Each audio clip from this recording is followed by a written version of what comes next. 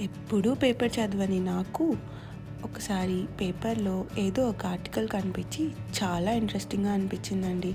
ఎందుకు అంటే అది కోపం గురించి.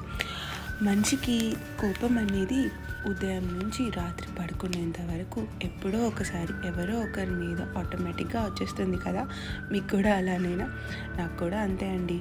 కానీ మనకు కావాల్సిన వాళ్ళ కోసం, మనం కావాల్సిన వాళ్ళ కోసం కోపంతో కాకుండా ప్రేమతో వాళ్ళతో ఎలా ఉండాలి, వాళ్ళకి మనం దూరం కాకుండా ఇంకా దగ్గరగా ఎలా ఉండాలి, దాన్ని మన నెగిటివ్గా కాకుండా పాజిటివ్గా ఎలా మలుచుకోవాలి అనే దాని గురించి ఆ ఆర్టికల్లో చాలా బాగా ఇచ్చారు.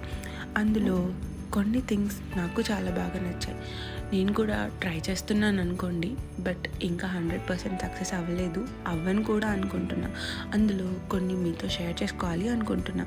అదే మనందరికీ తెలిసిన yoga and meditation. So yes, వీటితో మనం కొంచెం కోపం తగ్గించుకొని మనకు కావాల్సిన వాళ్ళకి ఇంకాస్త దగ్గరగా అవ్వడానికి ట్రై చేద్దాం. Thank you for watching. Please subscribe.